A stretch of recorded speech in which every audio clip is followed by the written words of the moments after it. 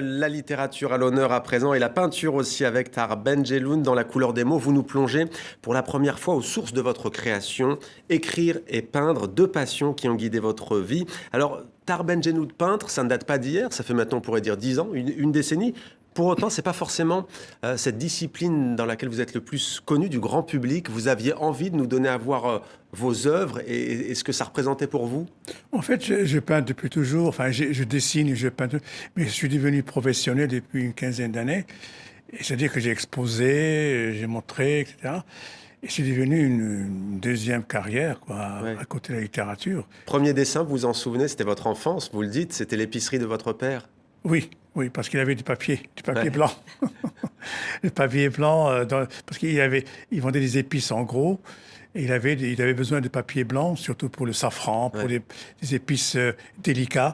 Et donc, je lui empruntais, je lui volais comme ça des Ouais. papiers, et j'ai griffonnais avec des crayons. Épicerie à Fès, et on retrouve beaucoup, d'ailleurs, on parlait d'épices et du safran, on retrouve beaucoup de couleurs, c'est très coloré, notamment le bleu de Tanger. Le Comment bleu vous de décririez Tanger. votre art J'ai pictural? découvert Tanger à l'âge de 7, 8 ans. On arrivait le matin de Fès, et Tanger, c'est la mer qui ronge la ville, qui rentre dans la ville, la plage de ville. Ouais. Et puis après, mon père me dit, oui, mais tu as une autre mer, ça c'est la Méditerranée, et là-bas, c'est l'Atlantique.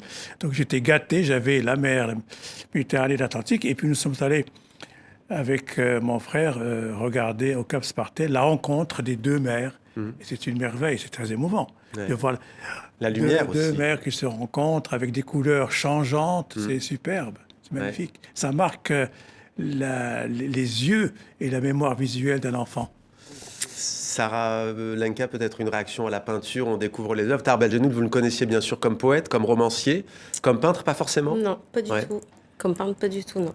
Ça donne envie en tout cas d'aller Ouais. voir vos œuvres. Elles ont déjà d'ailleurs été exposées dans le monde entier, on peut dire, Pas bien le monde sûr, entier. au Maroc. J'ai exposé dans l'Institut du monde arabe, Monsieur le monde arabe, à Dubaï, à Paris plusieurs fois, au Maroc plusieurs fois, à Milan, Rome. Ouais. Si, je suis exposé dans quelques pays, Ouais. mais on peut aller sur Internet trouver tout ça, hein. Ouais. Maintenant, Internet, il ouvre toutes les Ouais. portes. L'écriture aussi, bien sûr, on est à la fin des années 1960, étudiant, prisonnier pendant 19 mois d'un camp disciplinaire de l'armée marocaine. Vous écrivez alors en cachette vos premiers poèmes. Tout au long de votre vie, vous allez être accompagné par les mots, vous allez nous accompagner avec vos lettres. Le Goncourt, bien entendu, grand prix que vous avez reçu. Qu'est-ce que vous avez voulu nous transmettre dans ce livre sur l'écriture, sur ce qu'elle représentait pour vous, pour la francophonie d'ailleurs? L'écriture d'abord était une survie parce que dans les conditions où j'ai commencé à écrire, c'était pour moi une façon de survivre. Et puis ensuite, de communiquer ce qui s'est passé. Et après, je me suis bien sûr intéressé à toutes les blessures d'une société, la mienne, la marocaine.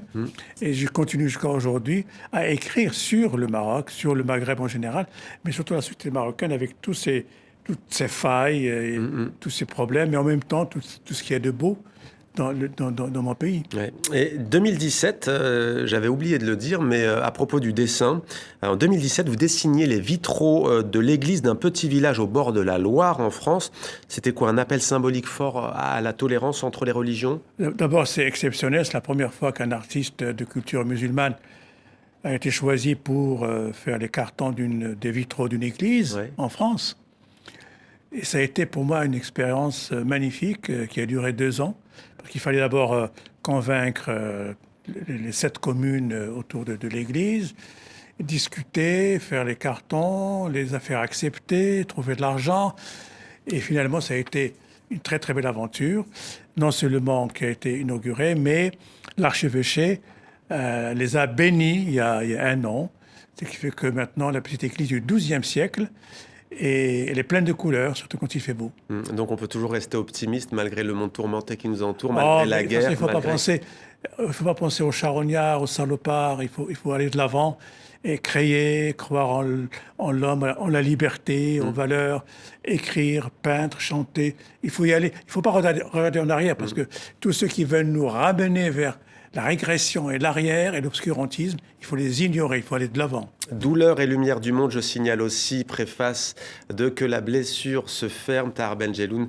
C'est aussi ce livre, votre actualité. J'aimerais d'ailleurs lire un extrait du poème Beauté amère, vivre, habiter la lumière de l'enfance, résister, ne jamais s'habituer à la douleur du monde quand ses souvenirs prennent feu. C'est la mémoire qui met de l'ordre dans un corps céleste encombré de poussières et de larmes.